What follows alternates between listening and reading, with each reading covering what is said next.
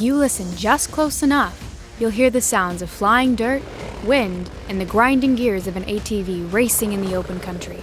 It's a thrill ride through the great outdoors enjoyed by millions. We used to go mostly on the weekends, and we'd get big groups of people, like all our family friends, and we'd all go out on four-wheelers and go mudding, and that's usually how we'd spend our whole day. When I was home, they was always with me. We was riding four-wheelers, just living the outdoor life. That's what we love to do. It was all about family time. We did that all the time. So it was just something to like waste time, and it was fun at the same time. All kids love riding four-wheelers.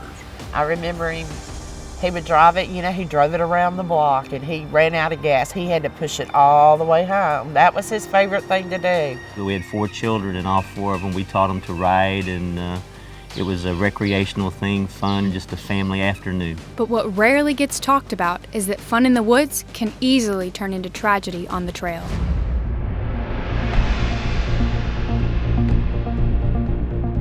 The way the vehicles look, there's a certain perception of safety. There's doors, seat belts, roll bars. Something that nobody ever thinks could happen to their family, It's a shocker. I never thought that that was going to happen to me. I guess the word fatal, that's when it hits everyone.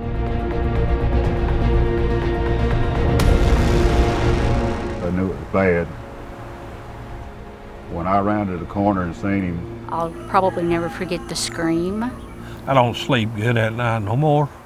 I sleep a little bit, but not like I used to when I was younger, before this happened.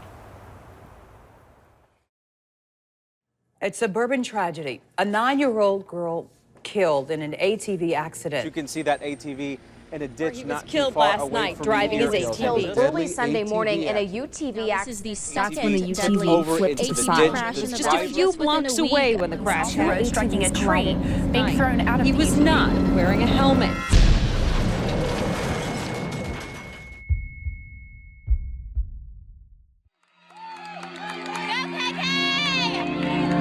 Accidents can be measured in numbers, but the impact of each crash results in a story that far outweighs any statistic. She was a freshman in high school at that time. She was extremely outgoing. She did competitive ETOS cheer, very confident, and you could walk into this crowd and Katie's going to talk to everybody. She's going to know everybody actually before me. My son's name was Thomas Hicks. He loved four-wheeling. He just loved to be outdoors.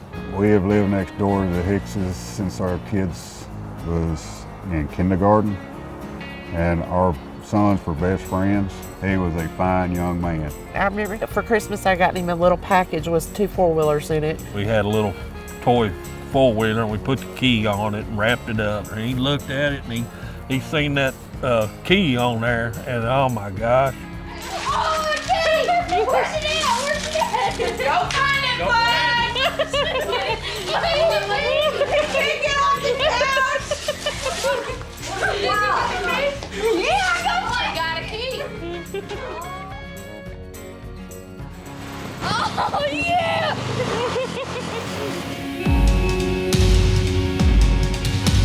So he was a beautiful 9.5-year-old little boy. There's a story. He was at recess and a child had spilled something on their shirt. And so he literally gave him the shirt off his back. He had the sweetest heart. He was such a giving, kind young man.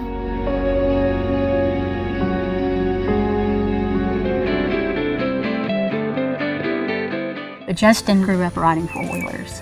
Even as a young boy, you know, he had no fear, and everyone loved Justin because he was very affectionate, the sweet one. He wore his hair spiked until he was older. It was just the cutest thing you've ever seen. So he wasn't a stepson to me, he was my son.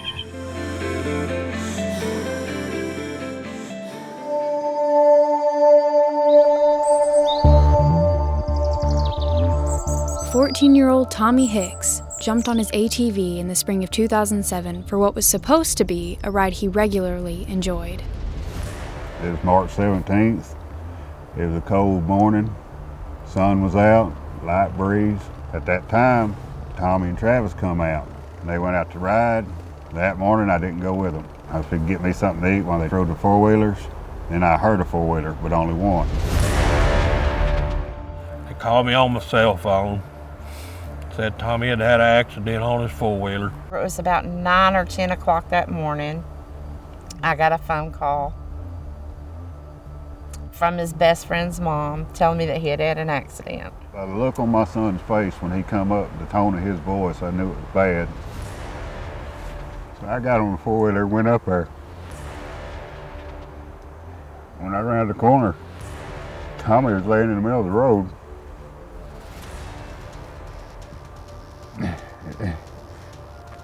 His nose, his mouth was full of blood and he wasn't breathing. So I gave first aid. I cleaned his airways and got him breathing and sent my son back to tell my wife to call for a helicopter.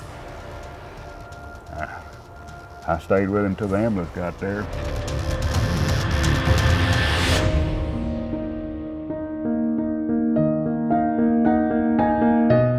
We went to the hospital, and when I walked through the door, I pretty much knew that it wasn't good. They had my daughter in a room back there, and she was crying and everything. And yeah, I knew that he was gone. When I got to that hospital, they told me he didn't make it.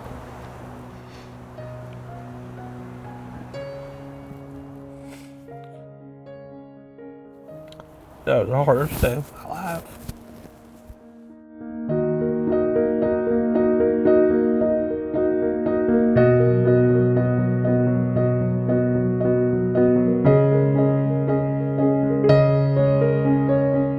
Coping with Tommy's tragic death meant moving to someplace new to struggle for a fresh start. There's not a morning I wake up and I don't think about him.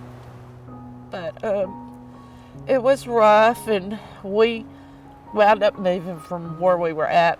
Too many memories. A lot of sleepless nights.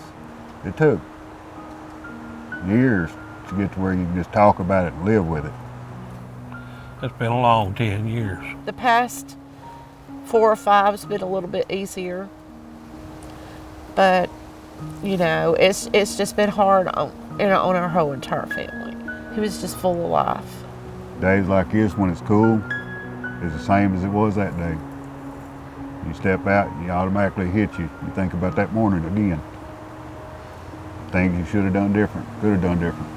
A lot of people don't stay together when stuff like this happens. We made it through it, but it was hard.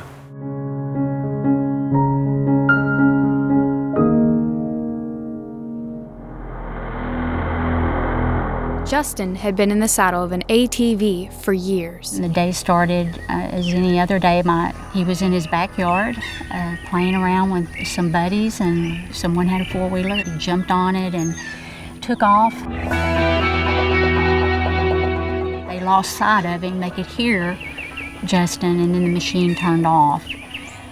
And so when they went to holler for him, he did not respond. And so they found Justin with a four-wheeler on top of him. I got the first call, and it was from Amber, who was my daughter-in-law, and she said that Justin had been in an accident, and they were care flighting him to East Texas Medical Center. My husband and I got to ETMC, and we were standing in the parking lot with our daughter when that helicopter approached. Paramedics pushed the family back, and we could at that point tell that it was more serious than maybe just a broken leg. So we went inside, and now we're in a private room. There's no one around, and we're waiting, and a doctor comes in, and he starts the story of the injury and the blow to the head and how severe it is, and that it's inoperable. And then he says it's a fatal injury.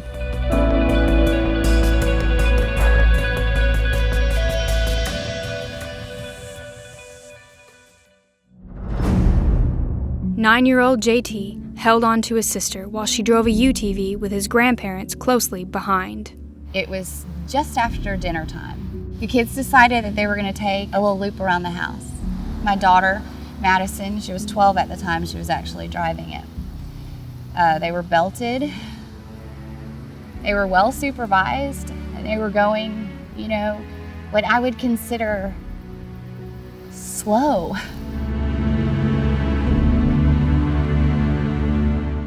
It comes to just a slight curve, and my daughter went to go around, and the rhino started to tip. He was in the passenger seat, and it rolled onto his side, and it mouse-trapped him, and it caught him, and he was badly damaged, badly hurt. He had lost so much blood that they pronounced him dead. The saddest part of the whole story is the way I found out is that they came home without him.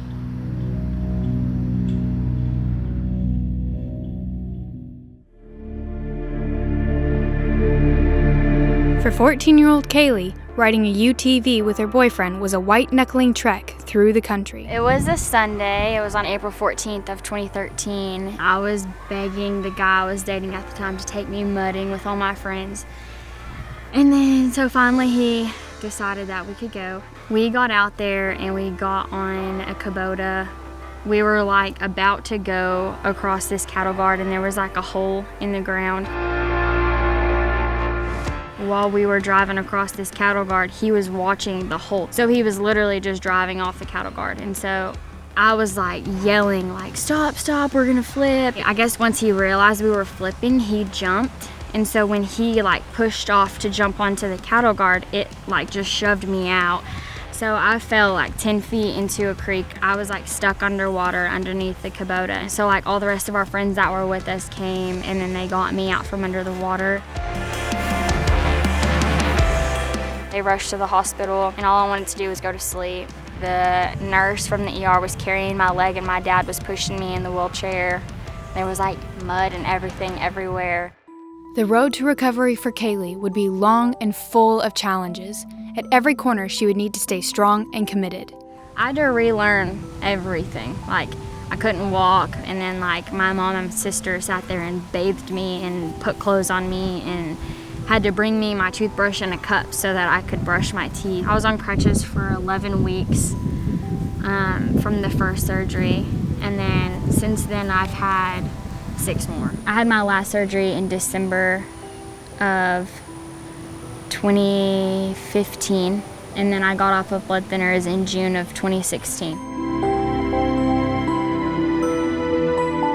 My leg swells all the time, and then my muscle, it will stick out. If I'm like on it for too long, I get discoloration in my leg. My left leg is shorter than my right, so my back is like lopsided. So I have a lot of like hip problems, back problems, and things like that. By the time I'm 40, there's a chance that I'm gonna have to have a double knee replacement. These are not isolated stories. East Texas ranks #1 in the country for ATV accidents that result in injury or death. The carnage caused by failure to obey safety guidelines, wear helmets, or taking unnecessary risks is detailed by the eyewitness accounts of first responders. East Texas is one of the leaders for ATV and UTV accidents because there's just a lot of places to ride. With that many different people using ATVs, it's easy for us to accumulate quite a few injuries. One of the statistics that I find very alarming as far as ATV crashes in the United States is that there's about 50 people killed every month on ATVs. 20% of them are under the age of 16 years. You know, do the math, that's 10 teenagers a month. ATVs and UTVs are so deceptive. So you can just get on and push the go button and you end up going a lot faster than you realize. Most people think that they're very safe because you have 4 wheels underneath you. You don't have to worry about balancing like you do on a motorcycle or a dirt bike. What they don't realize is that 4-wheelers, UTVs, ATVs are all the same. ATV injuries generally are the result of rollovers, and those result in head and neck injuries. The most common injuries that we'll see with an all-terrain vehicle use is head injury, just because lack of a use of helmet more than anything. But I think one of the things we do kind of lose track of as far as the most traumatic thing is the mental trauma that goes along with it. There's nothing more scary than pulling up and it's somebody that you know. I have pulled up on a scene and a really good friend of mine came running out and she's screaming and her son was the one that had wrecked. These type of accidents do involve the whole entire family and a lot of times the whole entire community.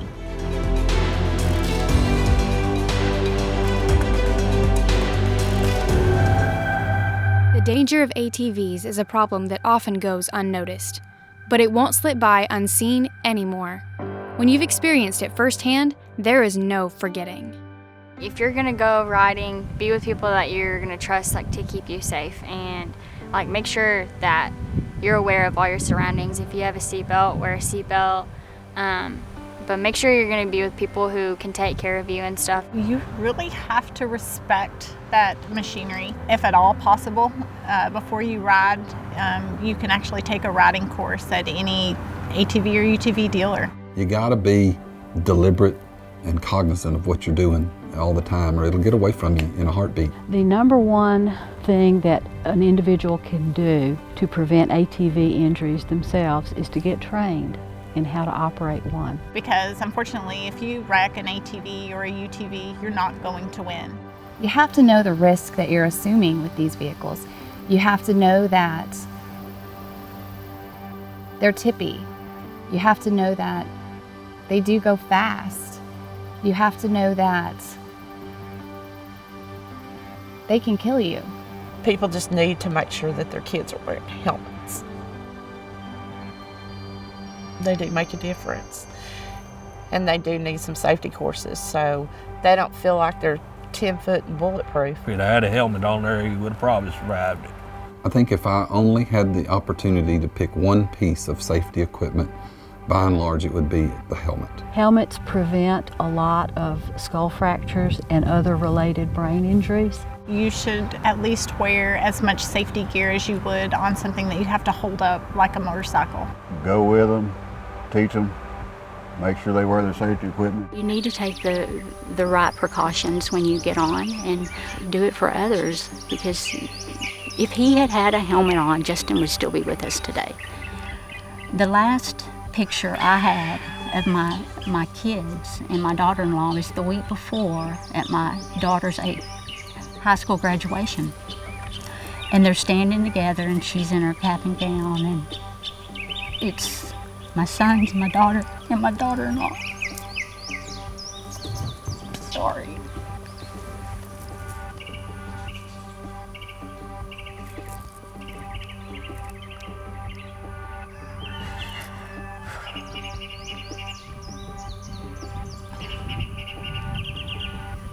So the lesson is that, life it's fragile.